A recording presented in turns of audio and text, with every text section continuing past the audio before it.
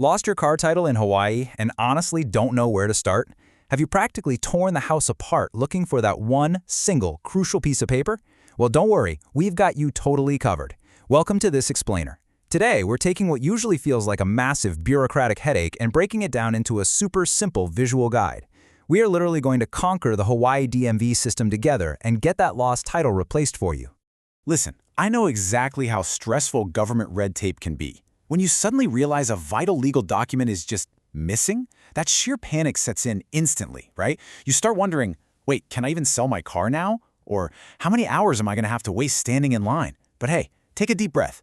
I'm going to be your personal guide through this whole thing.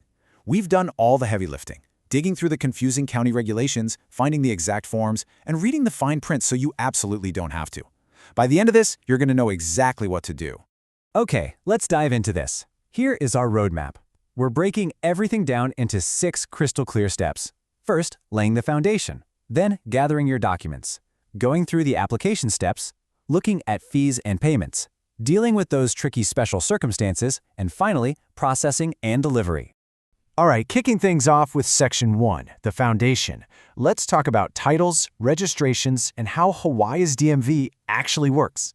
So before we even think about filling out a single piece of paperwork, we need to get one basic ground rule out of the way, knowing the difference between a car title and a registration. See, your registration is just that little piece of paper floating around in your glove box. It just proves your car is legally allowed on the road. The title, though, that is the supreme, ultimate legal document proving who actually owns the vehicle.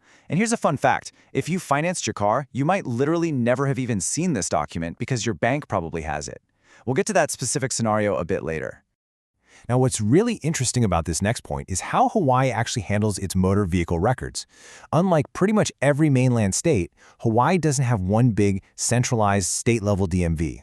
Nope, the whole system is totally decentralized. It falls entirely on the individual county finance departments, so you'll be dealing strictly with either Honolulu, Maui, Hawaii, or Kauai County. And here's the kicker. You absolutely must apply for your replacement title in the specific county where the car is currently registered, no matter which island you happen to be living on right now. Moving right along to Section 2, gathering your necessary documents. Because of that whole decentralized system we just talked about, the forms are definitely not one size fits all. Honestly, it's a bit of a government alphabet soup. Let's break it down. If your car is registered in Honolulu, you're hunting for Form CSLMVR10. Over on Maui, you need the DMVL 580. Big Island, that'll be the VRL MVR 503. Now, Kauai keeps it beautifully simple. It's literally just called the Application for Duplicate Title, which you can grab from the Lehigh DMV. Just make absolutely sure you grab the right form for your specific island, otherwise your application's going to get rejected right out of the gate. Okay, you've got the correct form. Next up is your essential info checklist. You're going to need the VIN, that's the vehicle identification number, plus the license plate number, the registered owner's exact name and address, the make of the vehicle, and the specific reason you need a duplicate. Here's a massive pro tip for you. If you're racking your brain trying to remember your VIN or your plate number, just go grab that registration card we talked about from your glove box. All that info is printed right there.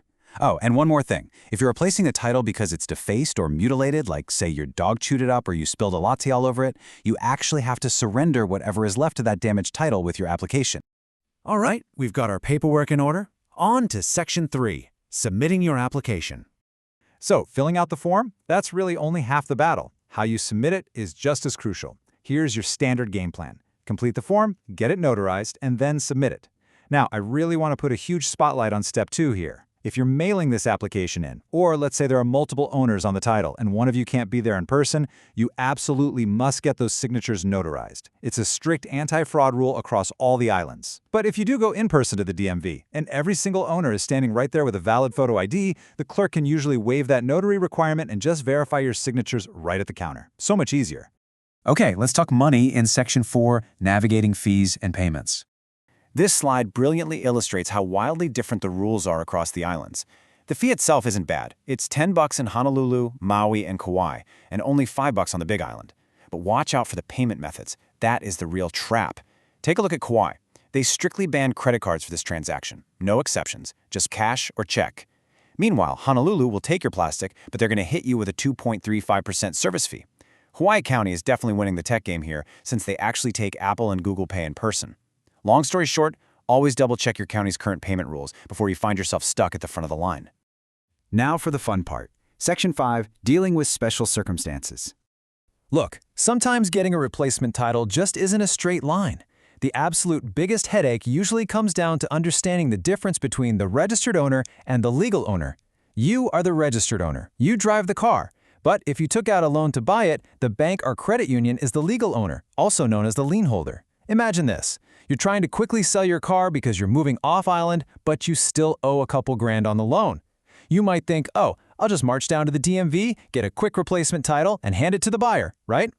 Wrong. You legally can't. If your car has an active loan showing up in the county database, only the lien holder can legally request that duplicate title. You are completely barred from doing it yourself. Your bank basically has to execute the application, complete with a notarized signature from their authorized agent. Now, if you actually have paid off the loan, but the DMV's computers just haven't updated yet, you're going to have to hunt down a formal lien release letter from your bank before the DMV will even talk to you about getting the title. And here's another massive roadblock that catches people off guard: out-of-state titles. Let's say you shipped your car over to Hawaii from California, and you managed to lose that California title before you ever officially transferred it over. Well, local Hawaii DMVs completely lack the jurisdiction to help you out there. They literally cannot generate a duplicate for an out-of-state title. So what do? You have to apply directly to the DMV in the last state that issued the active title, in this case California, and wait for them to mail it to you before you can do a single thing in Hawaii. Finally, we are at Section 6, Processing Times and Delivery. So you've survived the county rules, you've got the right form, nailed the notarization, and paid your fees. The big question is, when do you actually get the document in your hands? Well, the good news is, if you do this in person, you can very often walk right out the door with a same-day duplicate title printed right at the counter. Boom, done. Just remember to book an appointment beforehand if your county uses a system like Honolulu's Aloha Q. But hey, even if you mail it in, the processing time is surprisingly fast. Usually takes just about a week for them to issue it and pop it in the mail back to your address on file. Before we completely wrap up, I really want to leave you with one final, totally crucial pro tip. Let's say you successfully get your shiny new replacement title in the mail. And then, wouldn't you know it, a month later you find your old title shoved behind the couch cushions. Whatever you do not try to use that old one. The absolute second a duplicate is issued, your original certificate becomes permanently voided in the county database. If you try to sign that old voided title over to a buyer, the whole transfer is going to be instantly rejected. By law, that old piece of paper has to be surrendered to the DMV to be destroyed. Seriously, just turn it in and keep yourself out of legal limbo. And there you have it, folks. You now have a completely structured, step-by-step roadmap to actually navigate Hawaii's decentralized DMV system and get that lost car title replaced without losing your mind. Now, I do need to read this for you. Please note that while we strive to provide accurate and up-to-date information, regulations and procedures may change. Always verify details with the relevant state authorities or consult with a professional if you're unsure. This video is intended for informational purposes only. Okay, getting through bureaucratic red tape is never exactly a fun time, but knowing exactly how the system works, that gives you all the power. And honestly, it kind of makes you wonder what other hidden, hyperlocal government rules are out there quietly costing you time and money. Thanks so much for joining me for this explainer, and seriously, best of luck at the DMV.